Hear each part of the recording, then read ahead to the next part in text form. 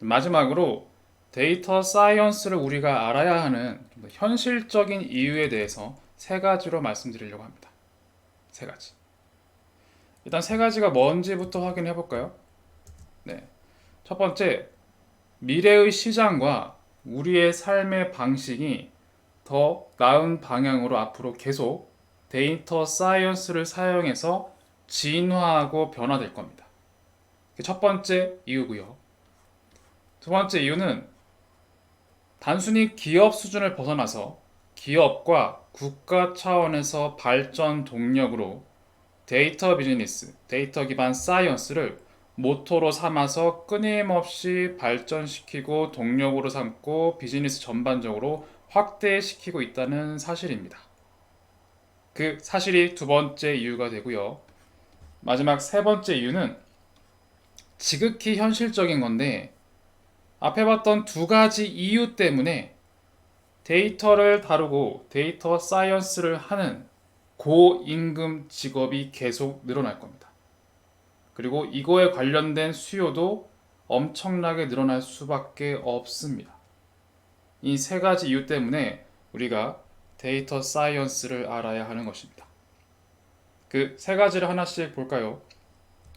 첫 번째, 미래 시장과 우리의 삶이 더 나은 방향으로 변화된다라고 하면서 제가 산업혁명의 이미지를 하나 가지고 왔습니다. 산업혁명. 지금 산업혁명을 다 얘기하기 위해서 가져온 건 아니고요. 우리가 알고 있듯이 1차, 2차, 3차, 그리고 지능, 정보, 기술. 정보라는 건 빅데이터, IoT, 클라우드 기반 데이터 재료를 의미하고요. 지능이라고 하는 건 딥러닝, 머신러닝 기반으로 한 기술적인 텀이라고 생각하시면 됩니다. 레시피. 따라서 재료와 레시피를 사용하는 지능, 정보, 기술을 사용해서 4차 산업혁명을 지금 우리가 그 위에 올라가 있습니다. 그렇죠? 1차 산업혁명은 증기기관으로 인한 동력의 혁명이었고요. 처음으로 기계가 등장하였죠. 두 번째는 동력 자체를 전기 에너지로 전환하면서 대량 생산을 할 수 있는 혁명입니다.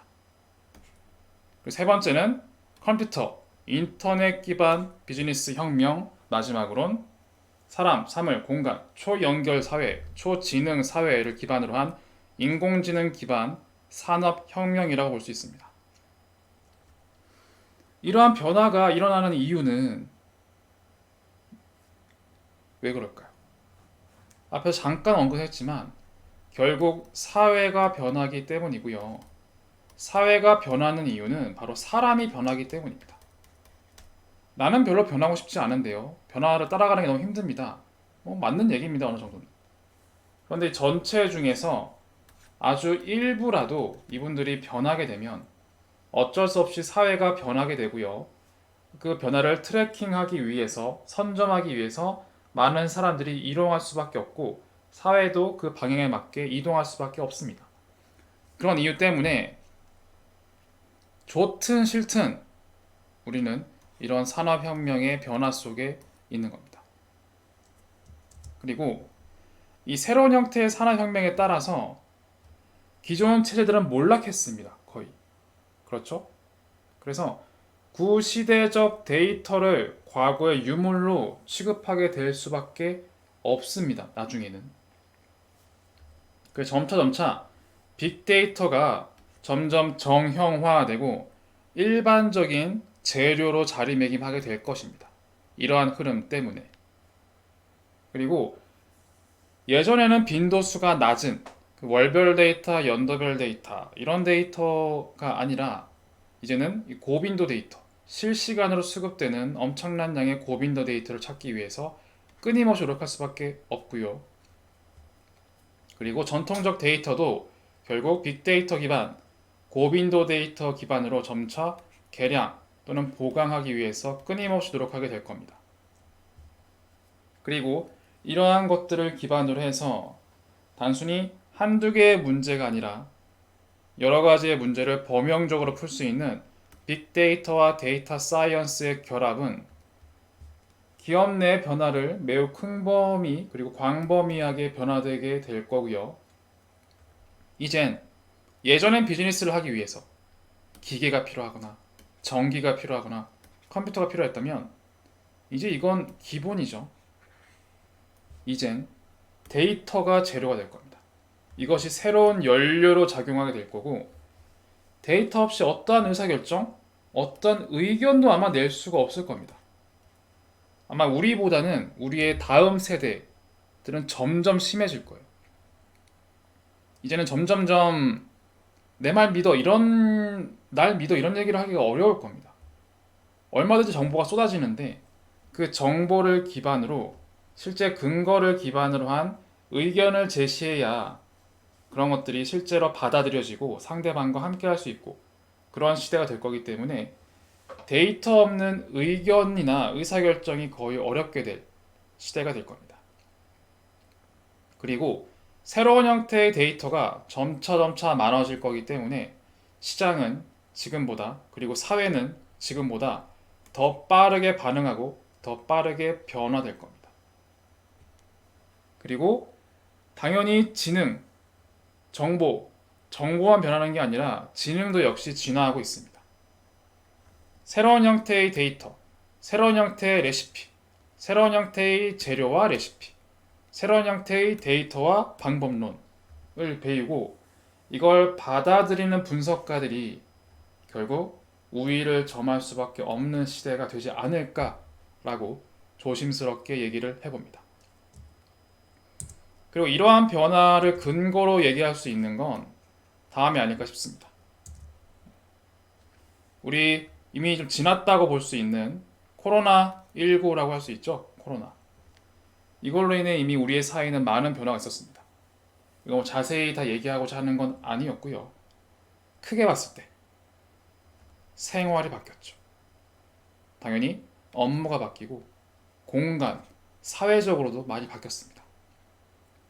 그쵸? 언택트, 디지털 컨텐츠, 온라인 쇼핑, 개별 식사 이게 하나가 문화가 되었어요. 옛날만 해도 사실은 비대면 라이프라는 게 게임에만 존재하는 뭐 약간 그런 모습이었다면 그런 걸 좀 피하는 사람들을 약간 경시했습니다. 사람을 기피하네? 약간 이런 느낌. 그리고 쇼핑은 발로 뛰어야지 백화점 가서 내 카드를 긁는 맛이 있지. 그런 게 좀 사라지고 있어요. 혼자 식사하면 좀 이상하게 보이는 시절이 분명히 있었습니다. 그런데 이제는 이런 삶이 기본이 되어 가고요. 이런 흐름 때문에 이런 생활의 변화를 반영하여 기업과 국가도 재택근무, 화상회의, 비정규직, 디지털 인력을 증강시키기 위해서 끊임없이 애쓰고 있습니다. 저에게도 실제로 이런 디지털 인력, 데이터와 기술, 즉 재료를 핸들링하고 레시피를 사용해서 요리를 만들 수 있는 이런 수요들을 끊임없이 저한테도 요구하고 있습니다. 오히려 그 요구를 못 맞춰드려서 제가 조금 미안하긴 한데 이런 수요는 지금도 미래에도 엄청나게 많이 필요할 겁니다. 그러다 보니 점차 스마트 인프라, 가상현실, 홈커너미, 에듀테크 이런 새로운 문화들이 등장하고 있습니다. 그래서 집이라는 개념의 공간상의 변화를 가지고 오고 있고요. 그리고 새로운 인프라와 새로운 가상현실 발달로 공간이란 것, 사회라는 것 이러한 범위도 재정의가 필요해질 만큼 공간의 변화가 정말 많이 일어나고 있습니다. 그럼 우리는 어떻게 해야 될까요? 계속 강조드리는 거지만 결국 데이터가 어떻게 의미 있는 제품 또는 정보 이런 걸로 발전되는지 알아야 하고요. 내포된 도구와 기술들을 활용하는 사용법을 알아야 됩니다. 즉 다시 얘기하면 재료가 어떻게 레시피를 만나서 새로운 요리가 나오는지 그 내용을 알아야 합니다. 그리고 빅데이터와 데이터 사이언스는 단순히 이런 기술적인 측면 그리고 비즈니스적인 측면만이 아니라 각종 자선, 사회 조직 이런 곳들도 데이터를 활용해서 훨씬 더 효율적인 이익을 생성하여 기부나 봉사력을 높여서 사회의 흐름을 좀 더 긍정적으로 만드는 데 애쓰고 있습니다. 그뿐 아니라 의료단체 역시 아니 내가 명색의 의사인데 내가 인공지능을 쓴다고? 아니 나도 나 혼자 다 할 수 있어. 그럴 수도 있죠.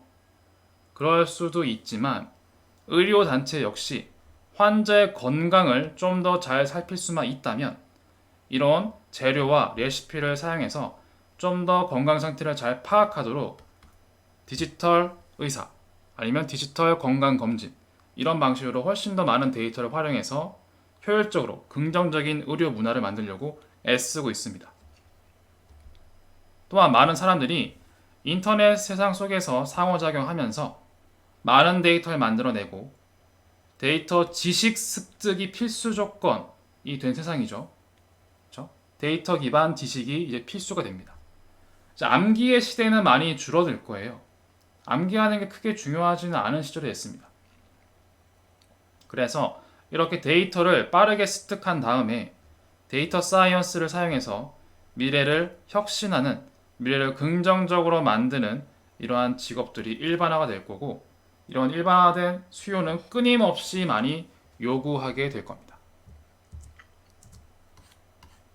자, 두 번째 이유, 국가 및 기업의 발전 동력이 됩니다.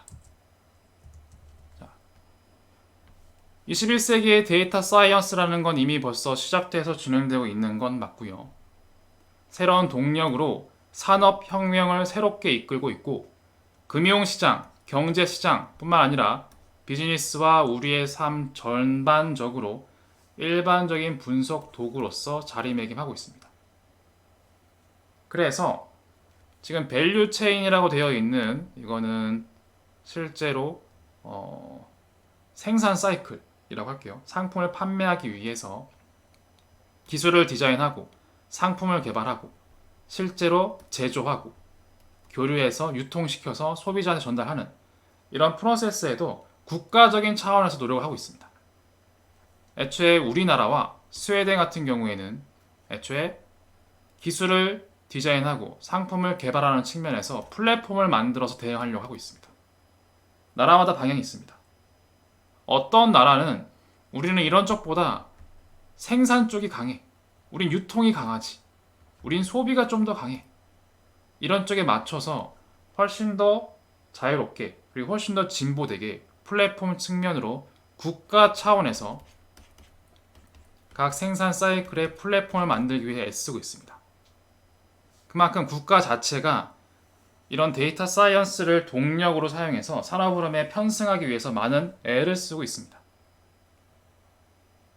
그리고 이렇게 산업혁명에서 새로운 동력으로 데이터 사이언스를 쓰는 그런 것들을 디지털 이코노미라고 부르고 있는데 기본적인 글로벌 GDP 대비 디지털 이코노미를 쓸 경우에 평균적으로 8% 이상 훨씬 더 수익이 많아질 그러한 전망도 있고요. 그리고 여러 산업 군들에서 통신, 장비, 기계, 디지털 서비스 여러 분야에서도 다양하게 여러 기업들이 애쓰면서 있고요. 매출 역시 증가 추세에 있습니다. 이러한 자료들도 확인해 볼 수가 있습니다.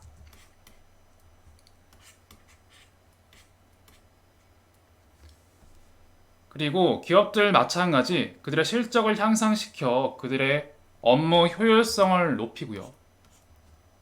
고객에게 더 좋은 제품, 더 좋은 서비스를 제공하는 건 당연한 겁니다.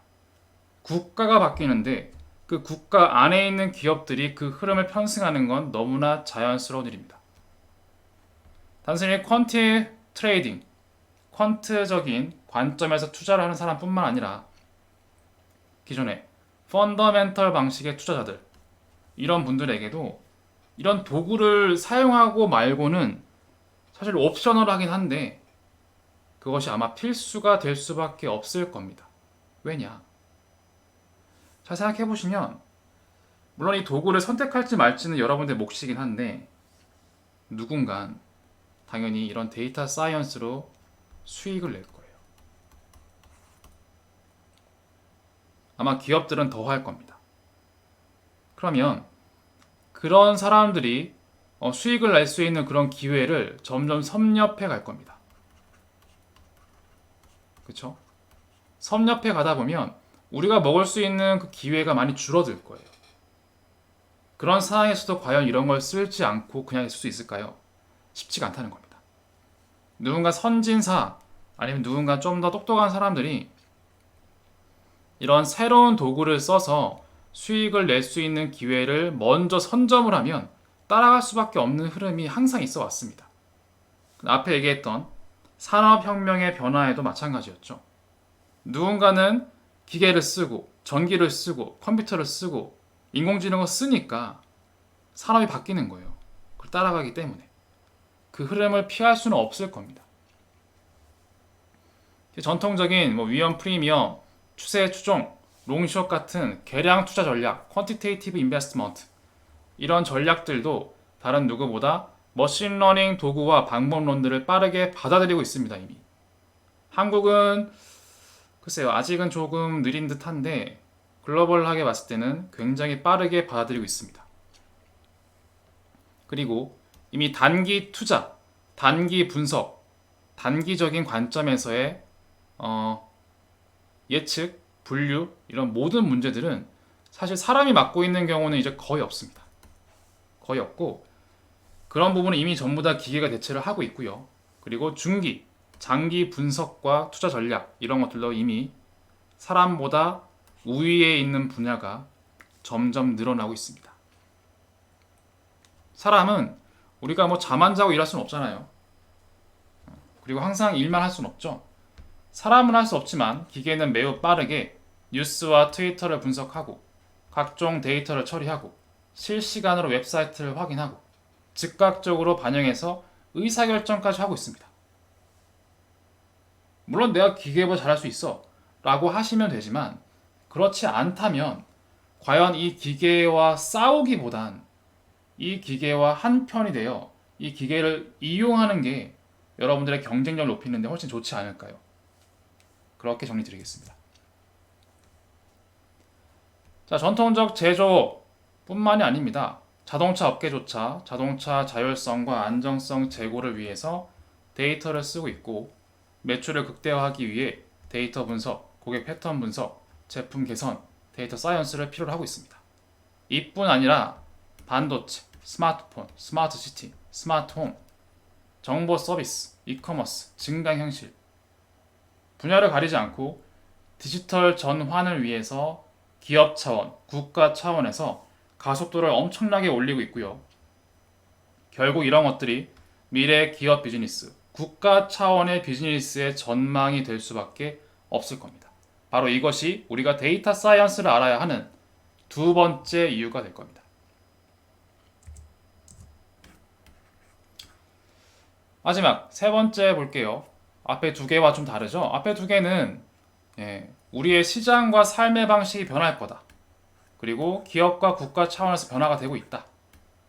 좀 거시적인 관점이었다면 이 세 번째 얘기는 좀 더 미시적인 관점에서 여러분들 입장에서 필요한 얘기일 겁니다. 결국 앞에 두 가지 이유 때문에 아마 데이터 사이언스를 할 줄 아는 수요는 굉장히 많을 수밖에 없고 그 수요가 다 찰 때까지 고임금을 지불하면서 그러한 사람들을 데려오기 위해서 안간힘을 쓸 겁니다. 따라서 현재 데이터 사이언스 평균 연봉은 일반적인 평균보다 3배 높대요. 왜냐면 어쩔 수가 없어요. 제가 몇 번 얘기했지만 데이터 사이언스를 도구를 사용하지 않고 내가 200년, 수백 년 동안의 내용을 나도 공부할 수 있다라고 하면 해도 되는데 그렇지 않고 도구를 쓰려면 결국 그 도구라는 게 통계, 수학, 컴퓨터에 기반을 하고 있습니다. 그런 분야에 대한 지식을 요구하기 때문에 사실 가치가 높을 수밖에 없고요. 이 도구가 그래도 200년을 공부하는 것보다 낫다라고 하긴 했지만 그래도 여러분들에게는 어려울 수 있는 건 사실입니다. 최대한 그런 것들을 줄이고 쉽게 설명하기 위해 저도 애를 쓰고 있지만 이 세 개를 같이 숙련된 지식을 익히는 게 쉬운 분야는 아니죠. 단 익히기만 한다면 여러분들의 몸값은 저도 그랬었지만 부르는 게 값일 겁니다. 그리고 데이터 사이언티스트는 기업에서 중요한 역할을 담당하죠. 그리고 기업에서 효율적으로 올바른 방향으로 항해하도록 어찌 보면은 항해사가 되는 겁니다. 마법사이자 항해사이자 일종의 CEO 같은 개념이라고 봐도 무방하죠. 이제는 이런 리더의 개념도 많이 바뀌었어요. 예전에는 그냥 여러 가지 스펙과 여러 가지 상황과 이런 걸 만들어서 어떤 리더십이 있는 CEO가 필요했다면 이제는 누구나 CEO가 될 수 있습니다. 누구나 이런 도구를 사용해서 비즈니스, 삶, 여러 가지 상황에서 도움될 수 있는 가치를 뽑아내면 그것으로 바로 수익을 낼 수가 있고 비즈니스를 할 수가 있죠. 바로 누구나 그런 CEO의 역할을 할 수가 있게 된 겁니다.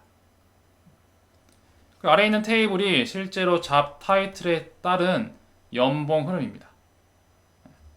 흔히 얘기하는 데이터 애널리스트, 비즈니스 애널리스트들은 다소 전통적인 데이터 기획자 정도의 측면일 겁니다. 그와 달리 좀 더 데이터를 그리고 그 재료를 레시피를 잘 운영할 수 있는 사람으로 갈수록 연봉이 많이 높아지는 걸 볼 수가 있습니다. 그리고 실제로 이것만이 정답은 아닐 수가 있는데 여기 아래에 있는 이미지는 저도 이거는 정확한지는 모르겠지만 이 소스에 따르면은 이렇다고 합니다. 이 도구 중에 하나, 특히 앞에서 봤던 수학과 통계와 컴퓨터 기술을 함께 사용하는 도구가 우리 수업에서는 파이썬을 쓰고 있습니다. 파이썬. 사실 저도 프로그래밍을 많이 다룰 줄 알긴 하는데 저는 자바, C, C++ 정도까지 한 것 같아요. 루비 같은 것도 맛보긴 했는데 사실 언어가 굉장히 많습니다. 언어가 굉장히 많고 그 언어에 따라서 여기 보시는 바와 같이 난이도가 다릅니다. 난이도. 그리고 디테일한 내용 모르시더라도 이건 눈에 보이실 거예요. 평균 샐러리. 딱 봐도 그쵸? 제일 높은 게 파이썬. 그리고 루비. 그리고 오브젝티브 C가 되겠네요. 근데 이 중에서 이 셋 중에 가장 쉬운 건 뭐죠? 파이썬이네요. 별이 하나죠. 네. 이 오브젝티브 C는 좀 전통적인 프로그래밍에 가깝고요. 그리고 루비나 파이썬 이런 쪽으로 가는 건 좀 더 현대적이라고 할까요? 그런 언어라고 볼 수가 있을 것 같아요. 여기 보면은 여러 가지 서비스가 있죠. 유튜브, 인스타그램, 스포티파이 이런 것도 파이썬을 만들어서 개발되었다라고 써 있네요. 여러 가지 앱을 포함해서 실제 여러분들이 쓰고 있는 많은 서비스 대부분이 파이썬으로 결국 만들어지고 있습니다. 그래서 요약하면 결국 파이썬을 써서 우리가 수학, 통계학, 컴퓨터를 다루는 이 도구를 잘 다루는 사람이 된다면 결국 우리는 이러한 사회 수요에 맞춰서 고임금 샐러리를 받는 사람으로 그런 경쟁력 있는 사람으로 될 수가 있다라는 겁니다. 이렇게 세 가지 이유를 정리드렸습니다. 자, 마지막으로 하나 얘기를 좀 정리를 하면 현실적인 면입니다. 현실적인 면. 저도 이런 내용으로 강의를 한 게 1, 2년이 아니라 꽤 오래되었는데 사실 이런 기술적인 측면, 데이터 분석, 빅데이터, 그리고 비즈니스 애널리틱스, 인공지능 여러 가지 분야로 강의를 하다 보면 누군가에게는 두려움 아니면 불편함 또는 위협으로 느껴지는 분들이 계십니다. 항상 만납니다. 그거 해서 뭐 합니까? 우리 이때까지 사는데 지장 없었어요. 라고 하는 분들이 꼭 계세요. 근데 그런 분들한테 제가 그렇게 사세요라고 얘기할 수도 있지만 굳이 대응할 필요도 없어요. 사실은 없긴 한데 그냥 좀 안타까운 게 있는 거예요. 그렇게 살아도 지금까지는 괜찮았지만 미래에도 그렇게 지속될까요?에 대해서 답은 못 하십니다. 대부분들은. 기존 방식으로 사는 게 살아가셔도 문제가 없었던 건 맞아요. 근데 아까도 말했지만 사람과 사회가 이러한 변화를 만들고 있습니다. 그리고 나도 이때까지 고생 열심히 했고 힘들게 열심히 살았는데 또다시 새로운 걸 배우고 받아들이는 게 사실 불편하고 언짢을 수 있는 건 너무 당연한 겁니다. 저도 그랬고요. 쉬운 게 아니죠. 쉬운 게 아닙니다. 그런데 이런 불편함과 언짢음이 있을 수 있다는 건 이해를 합니다. 그런데 이런 것들을 뭐 그냥 그렇게 사세요라고 얘기하는 것도 그렇고 좀 더 긍정적으로 생각해 보는 게 어떨까요? 라는 거를 마지막에 언급해 드리고 싶었습니다. 일단 이런 것들을 약간 긍정적으로 바라보게 되면 절대 늦지 않았습니다. 여러분들은 지금부터라도 엄청난 기회가 열릴 수 있기 때문에 이렇게 말씀드리고 싶은 거예요. 자, 1950년대 월마트 창업자 월튼, 이분이 뭘 했을까요? 비행기를 타고 다니면서 주차장의 자동차 개수를 확인했대요. 이걸로 어디에다가 월마트를 열어야겠다 의사결정했답니다. 무려 지금부터 70년 이상 전이었죠. 아마 그 전부터 했겠죠. 100년 가까이 될 수도 있습니다. 어쨌든 간에 비행기를 타고 주차장의 자동차 개수를 봤다. 신선하지 않나요? 저도 비즈니스를 운영해 보려고 하고 있지만 대부분은 우리가 산재에는 자료를 많이 보죠. 어느 기업이 발표한 데이터, 뭐 입지 선정을 위한 입지 분석을 위한 무슨 분석 리포트 많이 봅니다. 그런 게 옛날에도 있었어요. 근데 이 사람은 그게 정확할지 몰랐던 거죠. 그리고 너무 늦을 수도 있다고 생각했을 수 있죠. 그냥 비행기를 타고 개수 셌어요. 그리고 입지 선정했죠. 바로 이러한 모습이 최근에 인공위성 이미지를 사용해서 의사결정하는 아이디어와 전혀 다를 게 없습니다. 달라진 건 비행기를 타고 내 눈으로 자동차의 개수를 셌냐, 아니면 파이썬을 사용해서 쉽게 내 눈으로 모니터로서 자동차의 개수를 확인하느냐 차이입니다. 이해되시죠? 비행기를 타고 직접 내 눈으로 자동차 개수를 보느냐, 아니면 파이썬을 사용해서 컴퓨터 앞에서 이미지 데이터를 내 눈으로 간접적으로 확인하느냐, 이 차이인 겁니다. 즉 이렇게 생각하면 데이터 사이언스라는 게 결코 새로운 게 아니에요. 새로운 게 아니고 오로지 도구만 달라진 것 뿐이라는 겁니다. 이렇게 생각하면 이런 것들이 너무 생소하지만은 않다는 겁니다. 그렇게 불편함과 언짢음을 느낄 만한 것도 아니라는 거예요. 그래봤자 사실은 본인만 손해죠. 본인만 스트레스 받고 힘들죠. 근데 옛날에 이렇게 했던 삶의 방식은 지금도 똑같은 거예요. 이 사람도 결국 뭐 한 거죠? 최적 비즈니스 입지 선정이죠. 이 최적 비즈니스 입지 선정은 1900년대나 1800년대나 2000년대나 다 필요한 겁니다.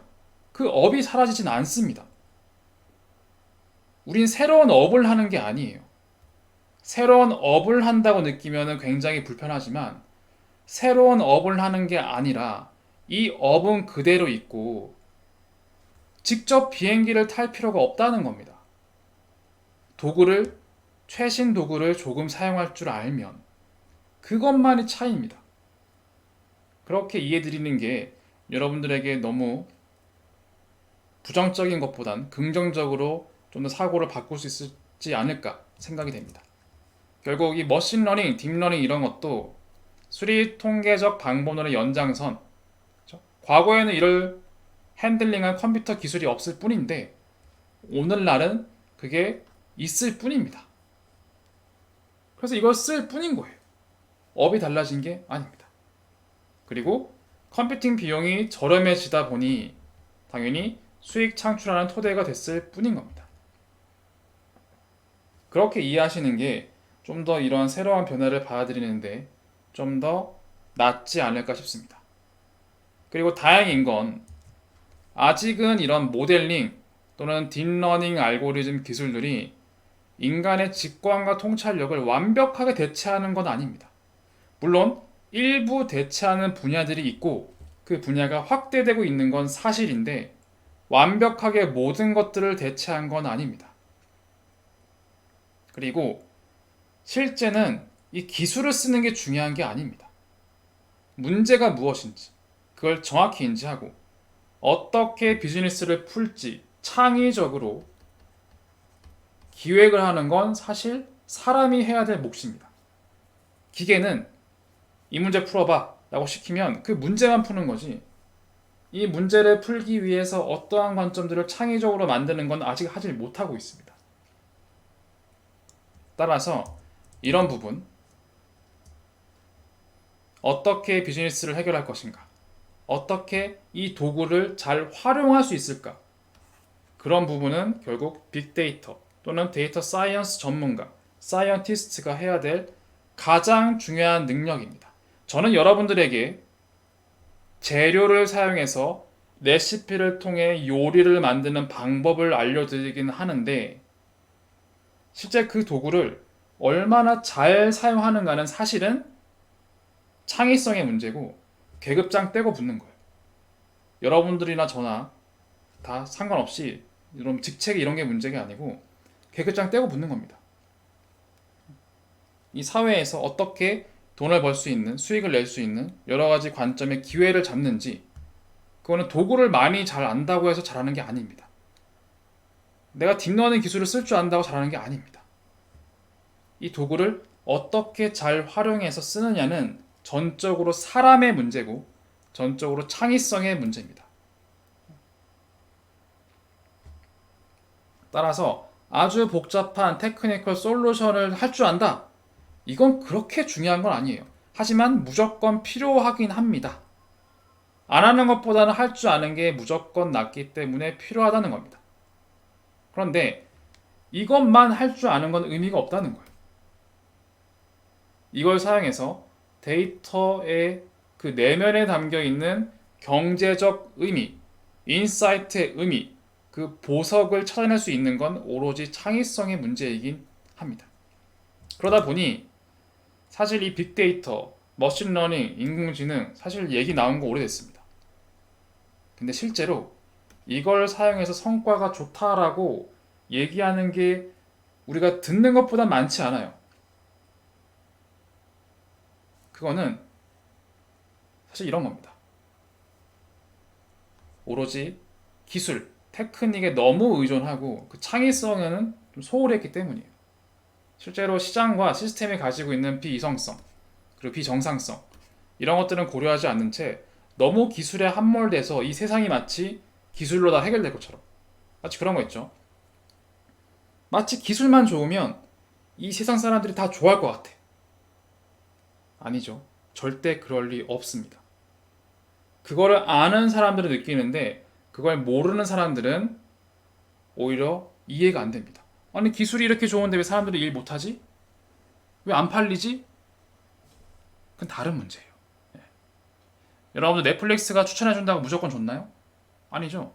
꼭 그런 거 아닙니다. 너무 기교와 테크닉에 집중할 필요는 없습니다.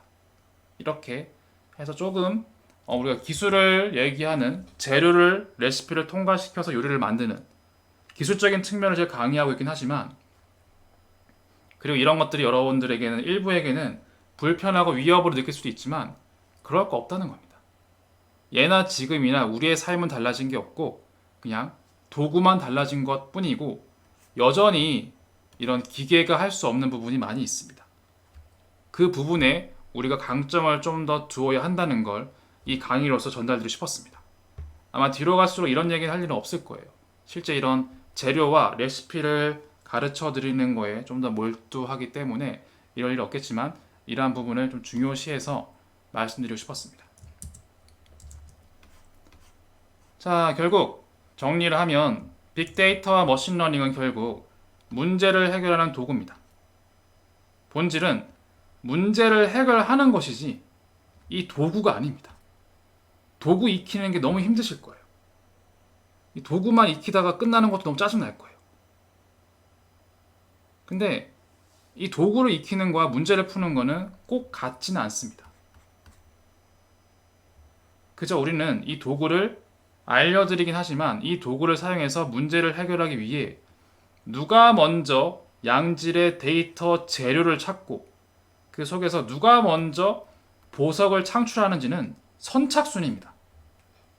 계급장 다 필요 없습니다. 교수든 학생이든 사장이든 의미 없습니다. 선착순 싸움입니다. 그 출발점에 서서 우리는 움직이면 됩니다.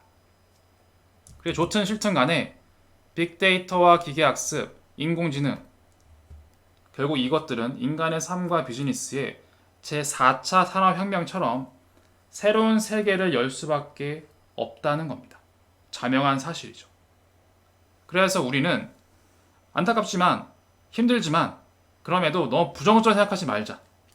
긍정적인 생각을 가지고 빅데이터 그리고 데이터 사이언스 방식을 활용하는 삶에 좀 더 익숙해져야 하고 이런 걸 사용하는 비즈니스에 익숙해져야만 아마 생존하지 않을까 이렇게 설명을 드리겠습니다.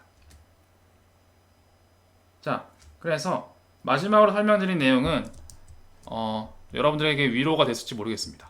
제가 힘들게 하려고 강의하는 것도 아니고 결국 우리의 삶이 너무나 바뀌게 될 거고 그리고 기업, 국가 차원에서도 변화가 빠르게 되고 있다. 그리고 결국 여러분들의 몸값을 높일 수도 있을 것이다. 그럼에도 이러한 변화가 너무 싫다. 싫을 수 있지만 관점을 약간만 달리 보자. 약간만 달리 보면 실제로 도구만 달라질 뿐 여러분들이 너무 그렇게 힘들어할 필요는 없다는 겁니다. 이 피할 수 없는 이러한 상황들에 대해서 우리는 익숙해지는 게 우리가 데이터 사이언스를 알아야 하는 이유가 아닐까 싶습니다.